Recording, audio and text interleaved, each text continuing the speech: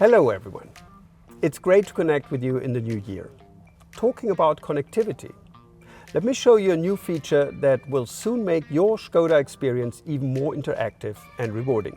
Okay, Laura, why should I use voice control in my Škoda?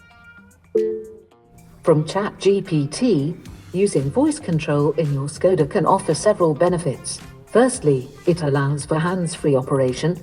Secondly, it provides convenience by allowing you to control various functions without needing to take your hands off the steering wheel. That makes absolute sense. Okay, Laura, my wife is cooking spaghetti carbonara tonight. Can you give me a list of ingredients we need? According to ChatGPT, to make spaghetti carbonara, you will need spaghetti pasta, bacon or pancetta, eggs, Parmesan cheese, black pepper, garlic and olive oil. Well, sounds tempting, right? Let's do something funny.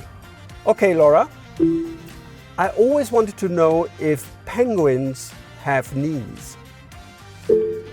According to ChatGPT, yes, penguins do have knees. However, their knees are located inside their bodies, making them not visible externally. Škoda.